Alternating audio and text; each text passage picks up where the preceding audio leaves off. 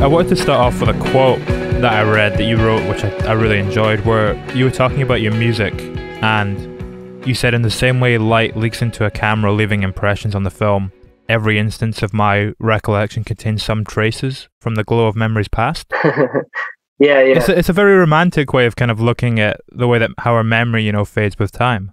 For some reason, like time and memory are both like things that I explore a lot in my music, I think. And I know that when I first started recording, I was pretty young and I didn't have a whole lot of like deep like life experience to share, but I've always been kind of like the type of person who thinks a lot about like more general questions of like nature, and that I felt more equipped to talk about. And I just think that those like ideas are so fascinating. Like I definitely have like a very deep interest in psychology, and like I think psychology in itself relates to time and memory and how we process things. And so that's definitely been a part of my music in the sound and in the themes. Like I try to make those a cohesive thing that blends together, because in my recordings I've definitely tried to make like the synths and the guitar and the mix itself like have this kind of haze or like distance to it, and like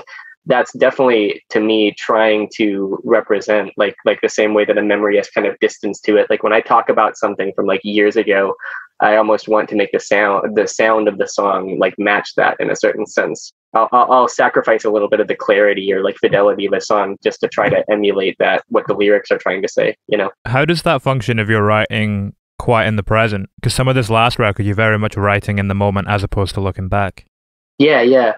No, I mean, I think it translated more into like, I guess a lot of people say that my music sounds kind of like dreamy or sort of not. I mean, you used the word romantic, and that kind of is definitely like, I'm definitely more of a romantic writer than like a kind of realist, like blunt kind of writer in songwriting and in my recording methods. So I think on the new album, I think that the mix is a little bit clearer. Things cut through a little bit more. I wasn't trying so hard to make something that sounded far away. And I think that was partly motivated by just wanting my music to be kind of more direct and mixes that are kind of clearer and easier on the ears. But it was also, I think, again, connected to the material I was writing, like the influences I had in terms of themes. Because like I said, I wanted it to, I think it translated more into like the clearer mixes still have this like romantic character to them, this dreamy character that people often talk about with my music, but that can apply to things that are happening now. Like there was so much happening in my life the last year or so, as I think it's been that way for everyone this last year, and that kind of took on a dreamlike character that I think translated into my music. So it wasn't quite so much trying to make things sound like a distant memory, so much as just trying to make them sound sort of surreal and kind of dreamlike, because we had so much to process this last year. It can kind of make life feel very surreal, I guess. Did you feel a little disconnected when everything was first kicking off? Well, I mean, there was stuff going on in my personal life that made me feel disconnected too. But no, that was definitely a thing. I mean, my album has a clear progression to it, in that some of the earlier songs on the album were written earlier, and the later songs kind of were the not last minute, but the later additions to the album. So it almost like is chronologically accurate in when I wrote the songs, and also in terms of like the time periods that these songs cover. Like the later half of the album is kind of more low key and kind of less, I guess, like upbeat. And that was sort of because like a lot of those earlier songs were put together pre-COVID, and other songs were put together later on the album post-COVID, and also post breakup, post moving. I had been living with friends for like 3 years, and now I'm living. Well, I was living alone for a little while, and then I was able to move in with a roommate again. That's kind of made things easier socially. But I guess my point is just that the later half of the album definitely ties into, I think, an experience that I had, and that I think a lot of people had under COVID, where like suddenly you were kind of alone with your thoughts, and you were able to there's something like nice about that, but it's also definitely, you feel disconnected. You're right, and you feel it encourages a more low key mode of songwriting, I suppose. So I think that it's kind of like an accurate testament to like this past year in a way that some of my earlier albums didn't quite do, I guess. Is that something you bear in mind when you start working on a new record? Do you kind of view it very much in the context of what's come before? Well, so I don't really set out with anything in mind. Like, I definitely don't put together specific themes before the fact. Usually I pull everything together later. I start looking at the songs as a whole and think about what actually runs through each of the songs together. But it is true that I definitely like try to build on previous albums. I think like a lot of people say that they are influenced by their old music just as much as they're influenced by like whatever other individuals' music they're listening to when they work on the record. Like it's very much like a big influence on, at least for me, and I'll bet for others, like on your songwriting, just kind of listening to your older music and thinking like what worked about this, what did people like about these songs. And at the same time, you always want to do something new, so it's kind of like a push and pull with that relationship. So do you set down kind of intentions for the record before you begin working? Will you set down some kind of parameters and concepts that you want to achieve with it? To an extent, the themes sort of come together on their own, and often I'm not really trying to convey anything in particular, but I definitely have ideas for the sounds whenever I start on a new record. Like, I mean, it's something that I'm working on now. I have kind of set parameters, and but you play with them a little bit. I mean, you don't want to give yourself limitations that are too strict, because I think that limitations help creativity in a lot of ways. They allow you to hone in on like a specific thing and get it to be more fleshed out, rather than kind of just like a grab bag of like a million different ideas that you didn't quite take all the way, you know? But yeah, I mean, I definitely sit down and think like, with this record, like let's do something more upbeat, or with this record, like let's try to, I mean, especially with the 2 EPs I put out in 2018, one of them I was like, this one I'm gonna kind of pop sound with like drum machines and synths and such, and like really clear production. Let's take that as far as I can at my current level of technical ability. And that was on the Light is Leaving EP in 2018. And then I wanted to make a companion EP to it, Long Division, that was just like tape recordings again. That was just kind of like guitar and drums and bass and like less upbeat sound, like more just kind of like simple, not folky songs, but stuff that's kind of just like closer to, people lump me in with like that kind of bedroom pop scene, and I wanted to do something kind of closer to that, just record on tape again and not worry too much about it being like clear production and like catchy hooks. So I definitely try to have more intention with my work these days, where I really set down with an idea in mind. But when I started, I really just was messing around. I had no set ideas. It's interesting what you're saying there about with those 2 EPs, where you'll take an element of what you're doing and kind of push it and see how far you can go with it. What do you gain from that? What do you learn from that? It's almost like practice, because you kind of, I think that especially as like still like a musician who's really hasn't been working for like, I know there's people who've been writing songs for like 10 or 20 years, especially before they even find any of the following that I've found over just like 6 years or so. Like, so I still feel like very like new to this, and very much like I'm learning every time I write a song. I'm like learning so much from each one. I think a lot of bands have a very specific formula that they've honed over years and years, and like they know exactly what they're doing, and exactly what they do right, and exactly what's best for their sound and their voice and etc. Like every time. So, but I don't really have a formula yet. So you're right that I'm kind of listening to a certain song I've written in the past and thinking like what if I kind of try to take that one a little bit further, or what if I try to take this other one a little bit further. I mean, for example, a lot of my newer music, I won't act like I don't listen to my most popular songs, the ones that were most successful. I mean, I think the one that has done best in terms of finding new audiences and such was the single I put out in 2016 called It Was Gone, which is very upbeat. And like that song was such a fluke. I had no idea what I was doing, but I've definitely tried to like replicate the success of that song, thinking like what was I doing there, and like how can I push it further or put it under a new lens. And that's really hard. it's really hard to replicate something you're doing before, but you can still take the same instrumental choices and try to like play around with them further, I guess. That song comes back to we were talking about the romanticism earlier on as well. It's one that feels very evocative of that.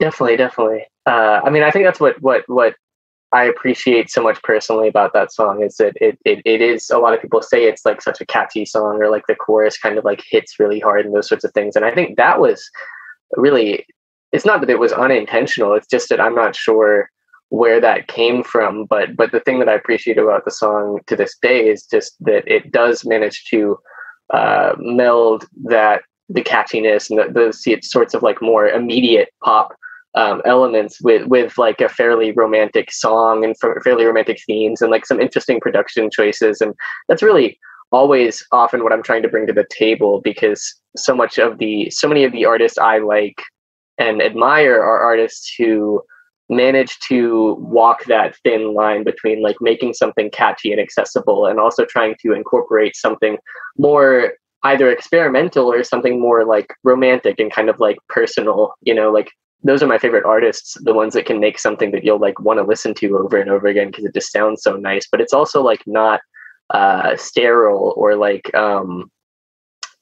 insincere like a lot of top 40 stuff are. I mean, I can definitely appreciate that stuff, but the stuff that kind of tugs at my heartstrings are things that sound more unique to the individual, and you really feel like they're speaking from the heart and they're doing something that only they can do, that's really personal to them. When you were saying as well that you find yourself being quite romantic both in terms of the music itself and also the way that you produce it, what did you mean in terms of the kind of manner in which you make the music? Yeah, well, it's kind of, it's sort of technical and it's sort of not. I mean, when I first started recording stuff for Orchid Mantis, the kind of the thing that started it was getting I purchased like a 4-track tape recorder because I was really interested in that sound, and a lot of artists I was listening to recorded on 4-track tape, and I liked how it sort of, the tape recorder was almost like an instrument in itself, at least, especially in the manner of like the mix and like the production of the song.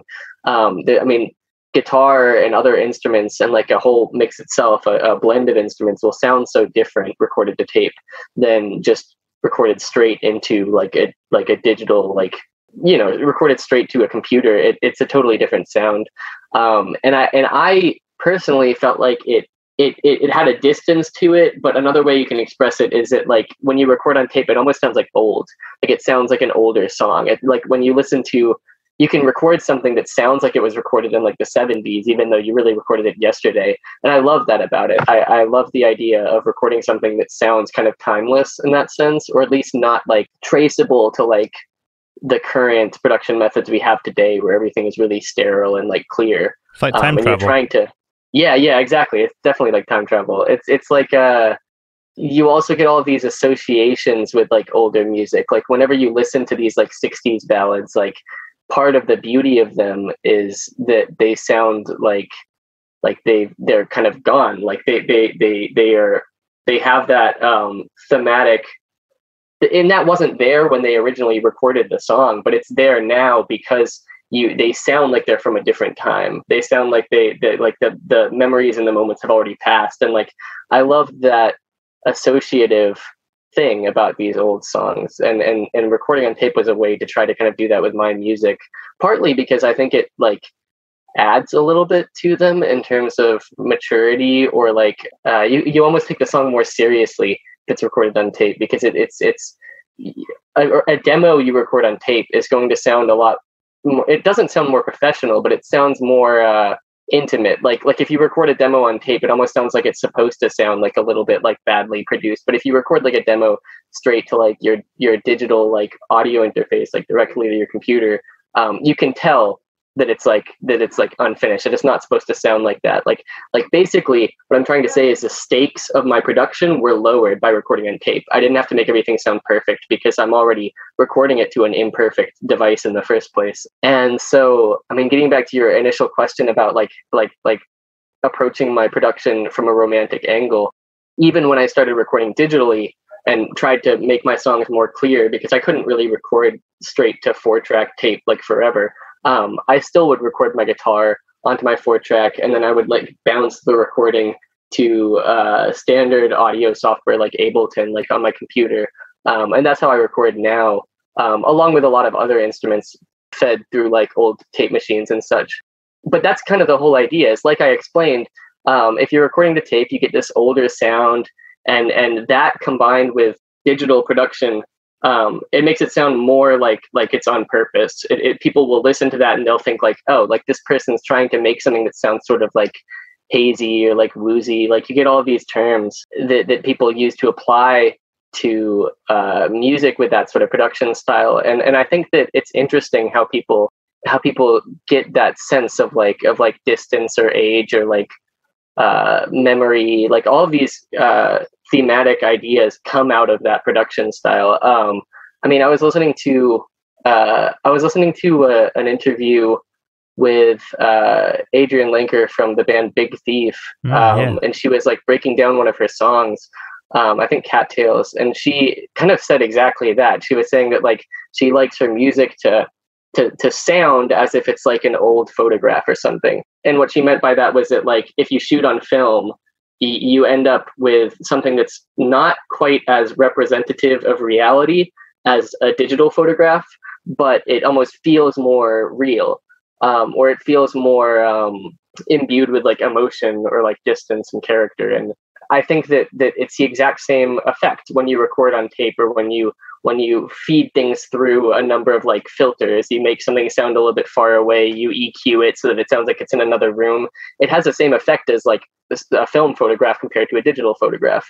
It's the same phenomena where like analog formats remind us of like the distance of memory, or the distance of like things that have passed, you know? It's so like it was a kind of tangible natural thing. that my music would end up that way. Huh? Yeah, it is tangible. Yeah, that's probably where the realness thing comes from too.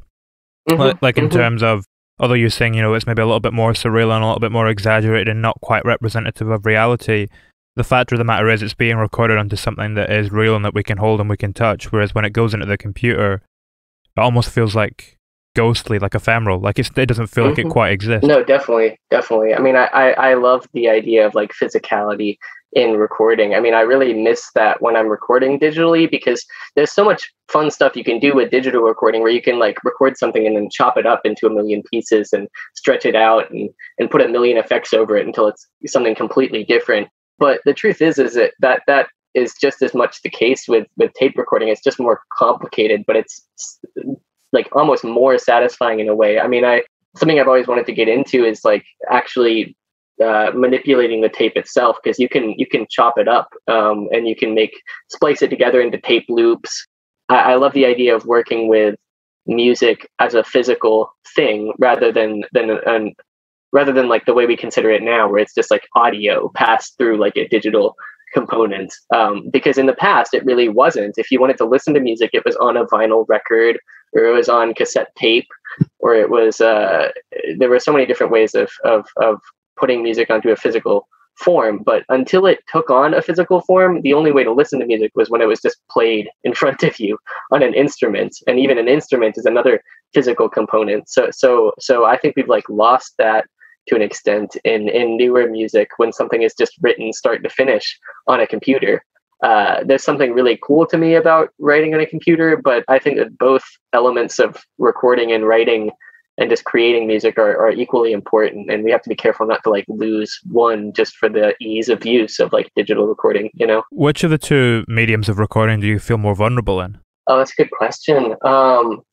It's definitely digital. Like that's actually what made me want to record on tape, among other things. Was like, sure, I like the sound, but also like, yeah, exactly. There were layers of separation between like my voice and like the final recording. Like it was filtered through tape hiss, and it was filtered through the way that instruments blend together with your voice on tape.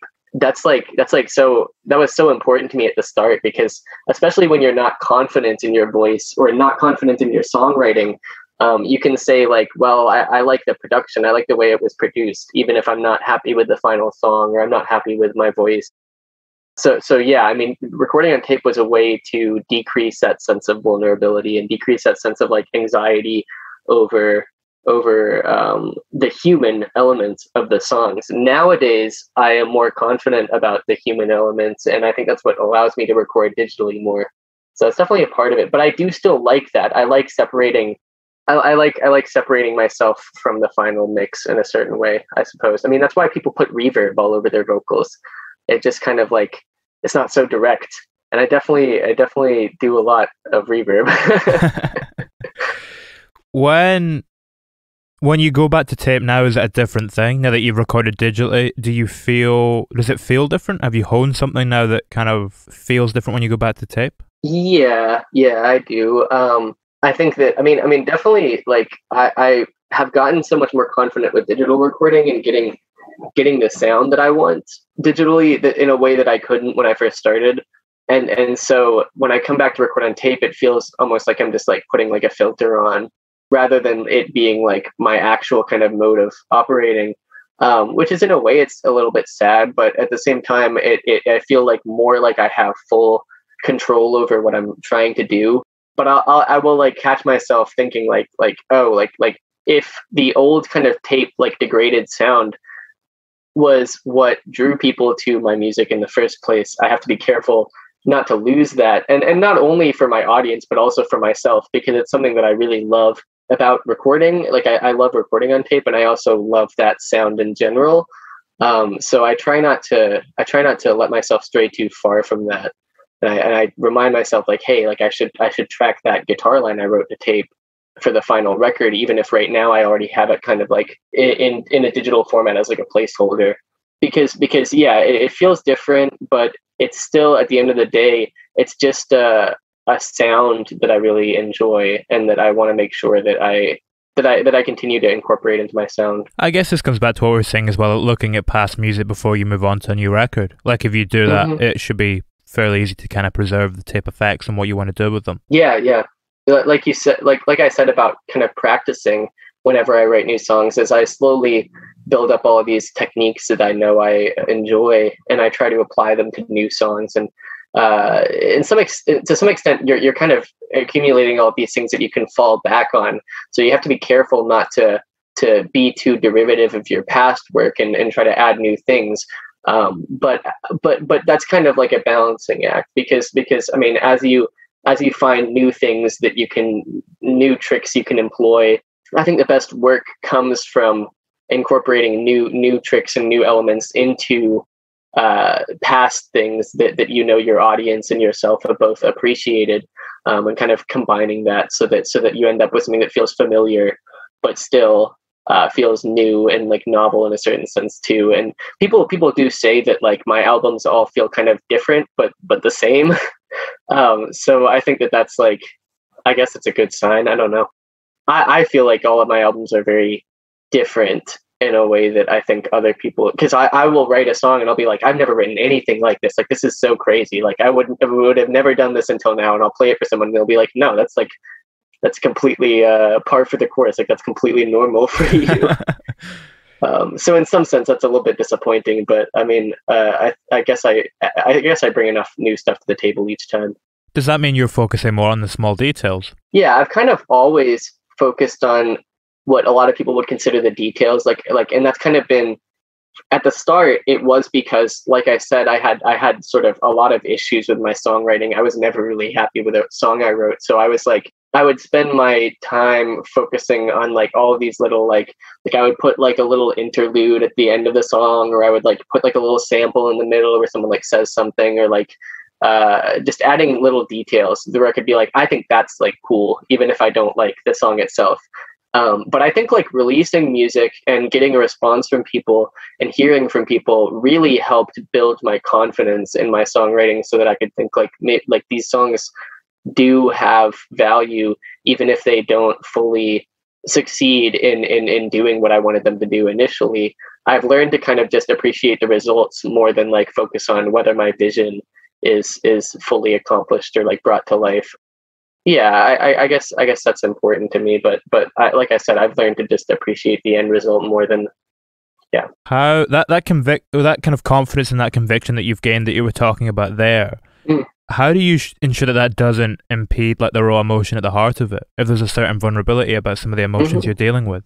Yeah, I mean, it's actually funny. Like I was actually a little bit surprised when people said that my music had like such an emotional impact for them, and that it seemed like I was making this kind of deeply romantic music, because I hadn't noticed really. I was so focused on production and like making my songs sound a certain way. Like I said, I wasn't focusing much on the songwriting. So I guess a lot of the music I listened to was very emotional, and so I was trying to replicate that, like both consciously and unconsciously. But what I had always been focused on musically was just like the sound and like the production, because that's what's like so fun to me, is just playing with textures in music and like trying to make things sound a certain way.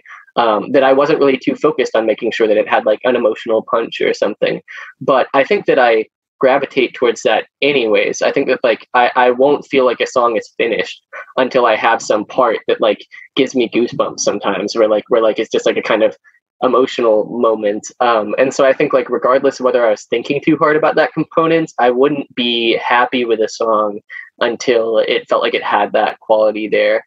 And these days I try to make sure that it's there, which I hope results in songs that feel like that component is there even more. I don't know, because a lot of my earlier music was more vulnerable and less like fleshed out and fully produced. So the emotion was probably more like at the center. So but I'm definitely very like concerned with making sure that that's preserved.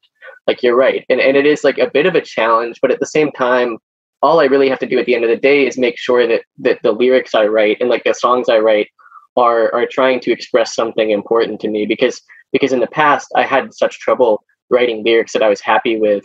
And as I get more confidence as a lyricist, I actually think that I can do that better. But like a rule that I have nowadays is that even though I enjoy lines, like songs that don't have a particular meaning, they're just kind of like not gibberish, but like free flowing and kind of like just word association.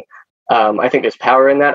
I still like have this rule now where I make sure that every single line I write, like I can explain it, that there's like a meaning behind it. If someone asked me like, "Hey, what does this line mean?" I'd be able to say like, "Okay, well, like I don't have like, maybe this isn't specifically describing an event in my life or something, but it has like a meaning to me." And I definitely didn't do that in the past. In the past, a lot of the time I would just write a lyric that fit the syllable requirement, that fit the melody, or the inflection that needed to be there. And so now I try to do both, because I think I'm more confident in that now, and I've been able to get better as a lyricist. Is that why you've put the vocals closer to the front of the mix on this last album? I think it's all sorts of things that do that. I mean, I definitely see people pointed that out to me when I first started releasing music, and I think unconsciously I was kind of burying my vocals a bit, because I really thought they weren't competent, they weren't like good enough. So I tried to make the rest of the mix kind of carry the most labor and be upfront. But with this album, I had definitely gotten a lot more confident in my singing, and I was more confident in the lyrics.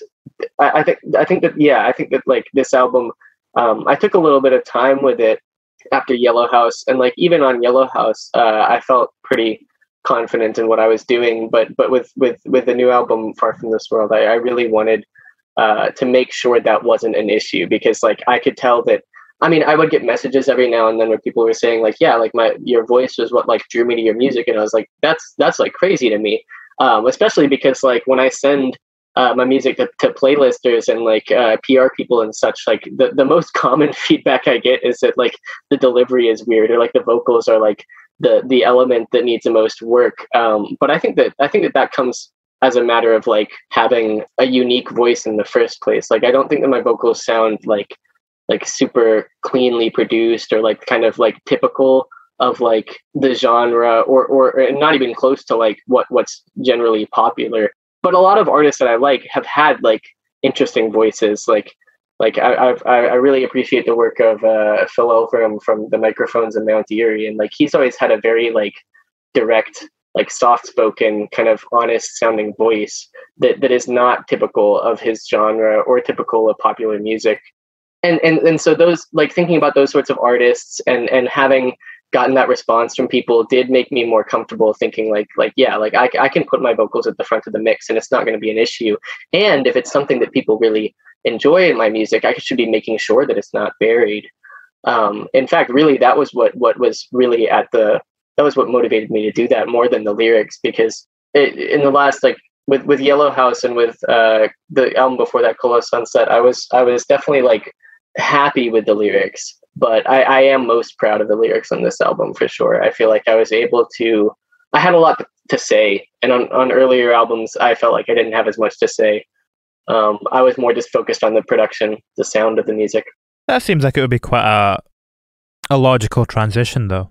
Like, kind of focusing more on that when you don't have as much to say, and then when this does come in, you're now in a position where you're prepped to combine both together in quite an impactful way. Oh yeah, definitely.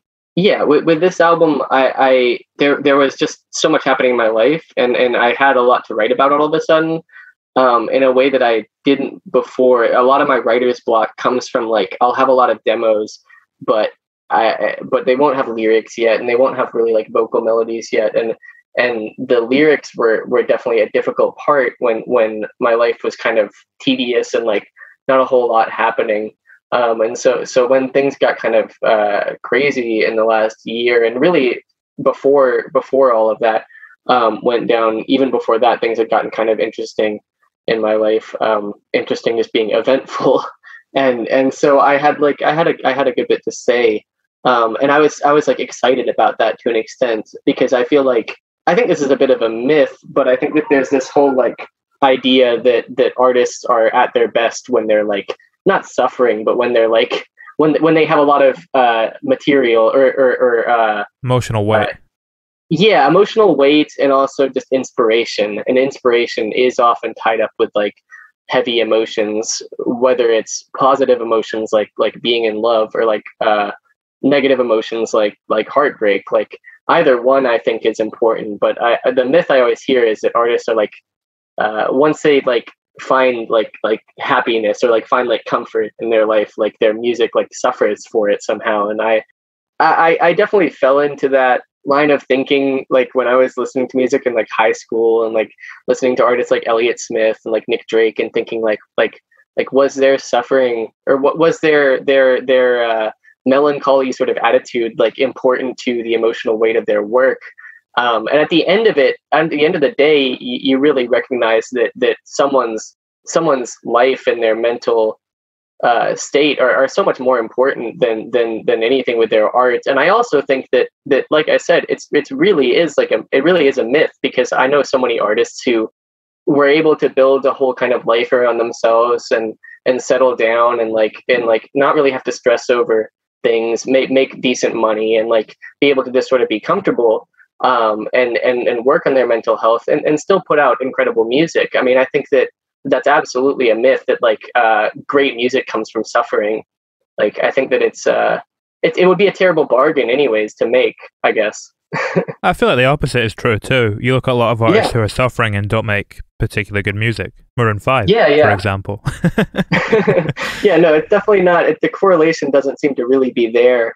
But I do think that the line of thinking behind that really probably just comes out of like people connecting so much with music that helps them through difficult times. I think that's some of the best music can do for you, is to help you when you're struggling, and because when you're happy, you don't really need like good music to like reinforce your happiness. But when you're feeling really bad, music can help you work through that, even if it's like listening. I mean, I know some people hate listening to sad music when they're sad, because it's just going to make them feel worse. But I know a lot of other people where like that's like the most comforting thing, is to be able to feel like understood or like comforted by music that I guess empathizes with you. A lot of people have the most attachment to sadder, kind of more melancholy music, because it helps them through difficult times. Is the catharsis different for you as a creator when you're making music that maybe has a weight for you personally that it didn't previously? Well, I mean, there's definitely like I know some artists talk about how like music is really like a way that they process things going on in their life, and I feel that more these days. It's always been it's been more of like an escapism thing for me, where like I don't really try to process what I'm going through in music. I like make music to get away from it and like stop thinking about it. So that's kind of like a push and pull thing, where like I try to write the lyrics about whatever's going on, but like the most therapy I get out of music is more just being able to stop focusing on those things for a while and like get really lost in like getting a sound to work right, like just the production and like mixing and stuff, like, or even just kind of playing guitar until I get like a riff that sounds right. It's not really a matter of trying to express what I'm going through often, but sometimes just to escape it, which is definitely like a theme on the new album, is kind of like music as a way to get away from the world, or like take a vacation from it, kind of like leave it behind for a little while. Yeah, it's a safe space. Yeah, exactly.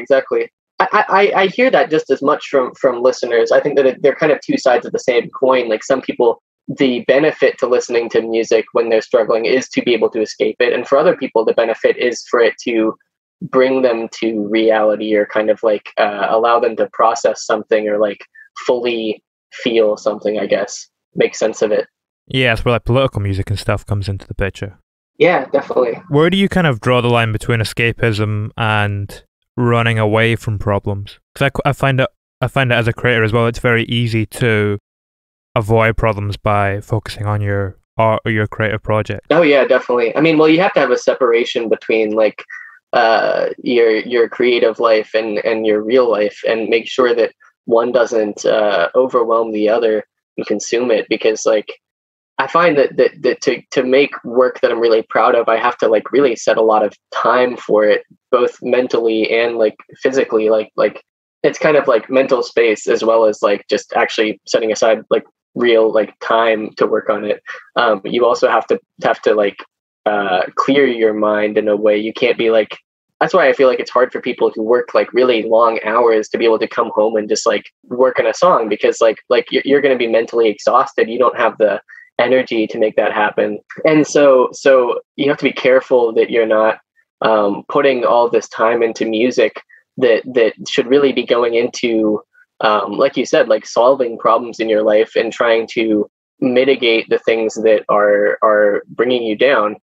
With this album, it felt like such an opportune moment for me to be working and recording, because a lot of the events that were going down, including like COVID and everything, you kind of are powerless to an extent. And so you're dealing with just sort of managing the problems more than, or like coping with the problems more than like, because, you know, there's a saying that like you shouldn't worry about the things you can't change. And a lot of the stuff that I was talking about and dealing with was stuff that I really couldn't change. But you do have to be careful that and recognize that like when there are things that you can change, you know, writing a song about it isn't always the best thing to do. You could also look at it though that when you're going through a period where you feel completely out of control and like things are happening and you can't quite get a handle on them, you're turning to something that you have complete contrul over. Yeah. Which is making a song where you can, you know, tweak every minute EQ detail or compression or whatever, you know?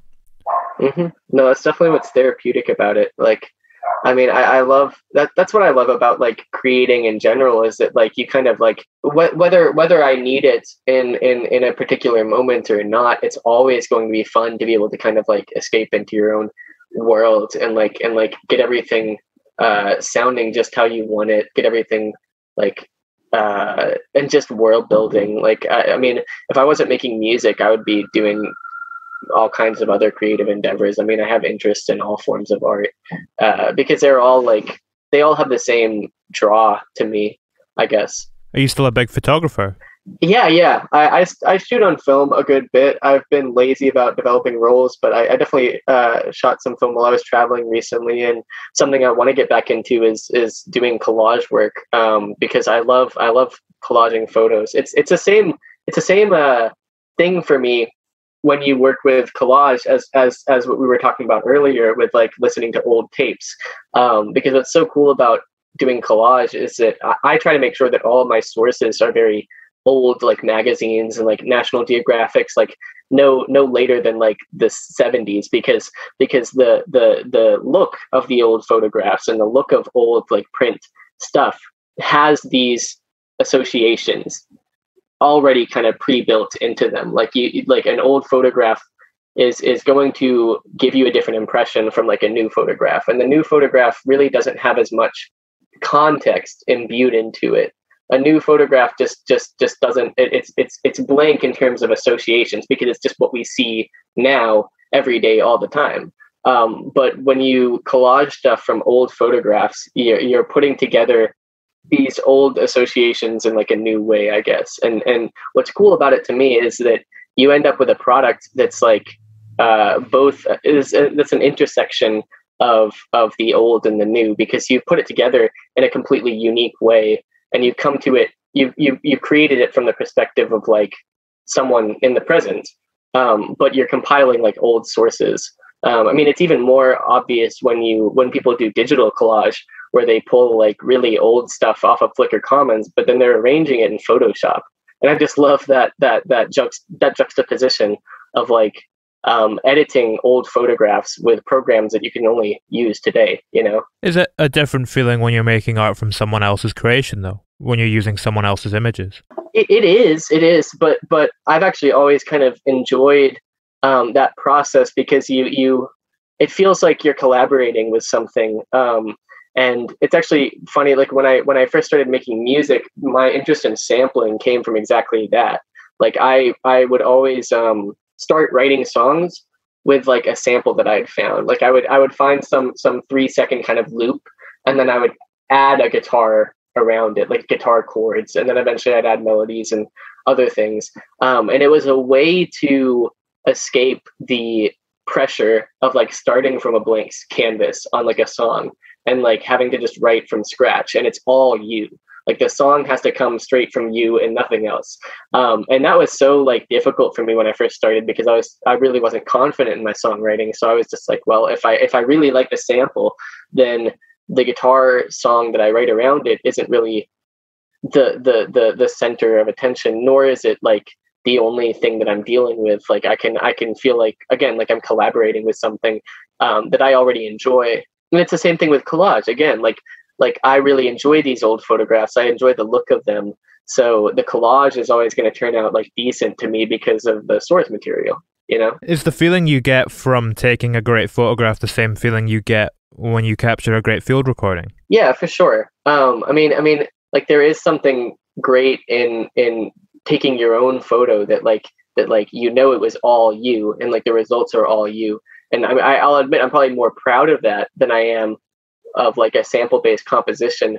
But drawing the comparison between like collage work and photography and music, and the feeling you get out of succeeding in that is definitely like there. Field recordings have always been like a part of my sound, and it's because I love the idea of taking like the most essential like element of a real moment. Like when you make a field recording, you're literally recording your surroundings, what's going on in your reality. There's no filtering. There's no like touching up or like playing the guitar recording for the 12th time until you get like a really good take. It's just recording the sound of what's around you, the people talking or the birds chirping or whatever it is. And you can put that in your song, just in the background or in like a quiet moment of the song, so it's really at the center. And every time someone listens to it, they get to hear that exact moment in your life. And that's so cool to me. And I don't use field recordings as much as actually, I still try to put them in wherever I can, but they're not quite at the center like they used to be. And I want to do that more because I just love that idea just conceptually. Yeah, they're more like a flourish these days. Yeah, it is. To come back to photography as well, the lyric video for Light Beyond, were those photographs that you'd taken yourself? Yeah. I mean, I guess I'll admit this. I was mostly inspired by, I mentioned Phil Elverum earlier. The impetus behind that lyric video was I was so captivated by how the video for his like one song album he put out earlier this year, it's called, I think, Microphones in 2020. His video for the song was just a video on his, like, I guess with like a digital camera of him just putting film photos on top of film photos for 40 minutes straight.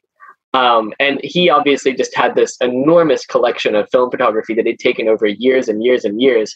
And I'll admit, I kind of I sort of put my own spin on it and tried to put my own aesthetic into it. But that was like a heavy source of inspiration where I was like, I have these like years and years of film photographs that I've taken. I had about like 150 or so that I was like happy with, even though there were more. And I was thinking like I could absolutely just kind of create like what's essentially a slideshow of those and just kind of overwhelm the viewer with like the product of like years of time in my life. Because some of those film photos were taken like right when the project had first started up till like today. So it's like for me, it has this very personal meaning. For the viewer, it's kind of different because for me, I know when all those photos were taken. I know what they mean to me. To me, they all have personal associations. And for the viewer, you kind of get that, but it's not personal to them anymore. It's more just like they get that theme. They get the theme out of it of like this is like moments and moments of someone's life like compressed into this 3-minute video. And I think that's a deep, or not a deep concept, but an engaging concept. I was hoping that people would watch it and like, I guess feel like there was a lot of content in it, I suppose, that I don't think you necessarily get out of a normal kind of standard music video that's kind of just like telling a short story that's like filmed as a production, as something that's not faked. The same way that a movie is like acted, these are just photos that I've taken. It's not an act or anything, Yeah, I guess a normal music video is kind of like wearing a mask to tell the truth. Like it's fantasy, Yeah, exactly. but it's exploring a truth, whereas the lyric video that you've done is very much more kind of realism, showing it very plainly as it is. Yeah. I mean, I was kind of worried about that like that in a sense the video was almost too upfront or like, but I at the same time that was something that I enjoyed too. So it's kind of like a love-hate relationship with that. Was like, yeah. It's like maybe the honesty is what's interesting about the video. I mean, even like the background video behind the film photos is also just like VHS footage that like my friends shot when we were in like high school. And I'd always wanted to like use that footage somehow, but I knew it couldn't be at like the forefront. And I've actually sampled the footage a lot, like the music, like not the music, but the audio to that VHS recording. Yeah. And of course the audio isn't in the video. It's just only the visuals. That same recording, it shows up like all over a lot of my albums, just the audio from it. The same way you were saying, you kind of see that when you watch that video, it's almost like a linear timeline. Every photo has a very specific memory. Mm-hmm. Is that a similar thing for you with the B-Sides album you stuck out last year? When you kind of see these things collected over the last 6 years? Yeah, definitely. The B-Sides release, it was weird because like some of the demos are so old. And I definitely wanted it to, in the description, I think I made it kind of clear that like my point wasn't really to put out like a polished release, but more just to, it reminds me of like, I can't remember who it was, but I was reading an interview with some people who had put out like an album recently. I can't remember the band, but they were saying they just kind of wanted the album to be like just a recording of like how they sound at a certain time period. Like just like this is what our band sounds like right now, and like this is obviously going to change, but like it's important for this album to represent that honestly. And that's kind of what the B-Sides release was for me too, where like I didn't want it to be a polished thing. I just wanted it to be like, this is what like I've been doing for like 6 years. This is the stuff that I didn't release. These are just all the experiments and audio, just fiddling with stuff that I've been doing without any polish on it, and without any like adherence to a certain theme. The kinds of like meta ideas that you discuss when you're putting together a release, where you think like what's the song that should go at the start, like how do we want it to end, how many songs should this be, etc. That's all kind of like stuff that's important and helps make a release sound so coherent and so like powerful, but it's also in some sense like it detracts from the honesty of like what you were actually doing during that time period. It's like when people write 100 songs for an album and then they cut it down to like 10, you lose so much in terms of like honestly capturing what you were doing in that time. Just releasing those 100 songs would sound terrible, but it would be more accurate to what you're actually doing, if that makes sense. Yeah. Have you figured out any ways that you can preserve that in the album itself? To an extent, I do a little bit. Like one of the things I like to do is like there are little interludes and like small kind of parts of songs that never got finished throughout like Far From This World, like the new release. Like the second half of that song Timeless is just a song that I really wanted to finish, but I just couldn't get it to sound right. And I was like, well, in this state, it kind of works as just like an outro of sorts. And so I put it on there anyways, because like it felt like it was part of the session. Like it felt like it was important to what I was doing at the time. And even if it wasn't finished, I should still find a way to incorporate it into the final release. And so that's definitely one way that I mitigate that, I guess. When you think your music is kind of at its most pure and its most raw, emotionally?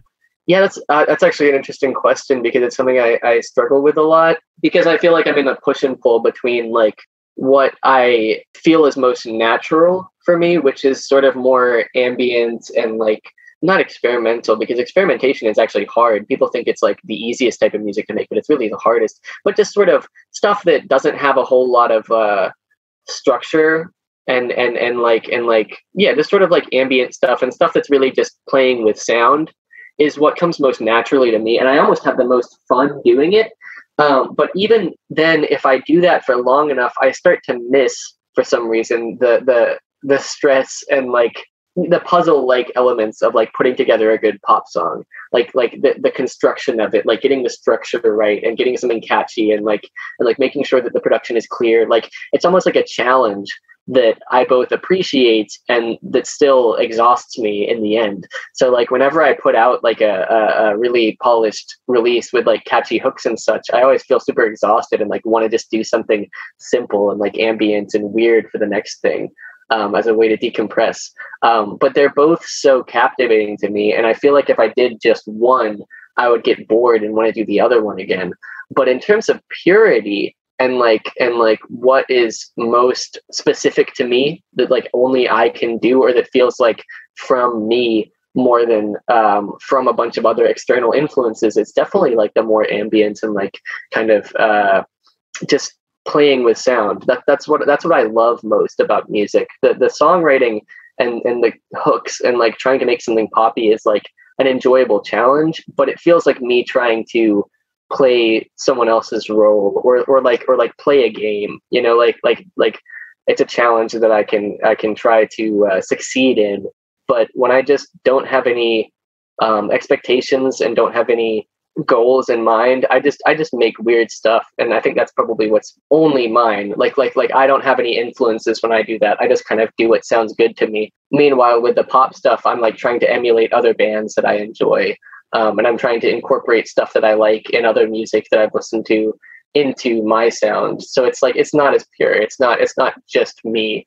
It's me plus these other influences and like goals that I have, if that makes sense. Yeah, but I imagine you need those goals to kind of drive you and make music. Definitely. I mean, like I said, eventually I get bored if I'm just playing with sound.